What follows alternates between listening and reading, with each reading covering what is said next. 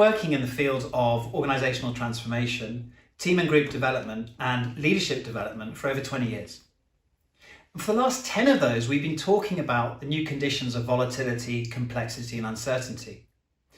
Well, in recent years, it's become so much a part of the mainstream, it's almost become a cliche to talk about those things. But here's the thing, we recognise that the world has fundamentally changed, and yet we're still thinking about organisational change, how we work in groups, and what the role of leadership is in exactly the same way. Well, madness is doing the same things over and over again and expecting different results. So why is disruptive change different? Well, how many of you have seen the film Gladiator? There's a particular scene in the film where he's standing in the Colosseum with a bunch of other gladiators and they don't know what's going to come through the gates to attack them. So he turns around to the other gladiators and he says, whatever comes through those gates, we stand a better chance if we stick together. Well, disruptive change is just like that. And what we hear from our clients is that's precisely where they struggle.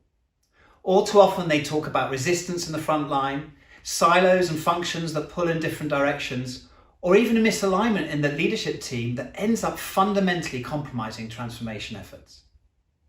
So that's why we developed Connected Intelligence.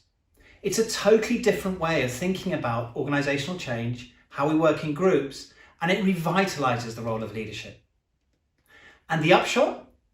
Imagine if your organisation could meet whatever came through its gates as a connected whole, as one, where all the energy that gets wasted on fighting between silos, rivalries between the leadership team, or even misalignment between the top and the bottom of the organisation can be redirected towards the purposes of navigating and succeeding at transformation.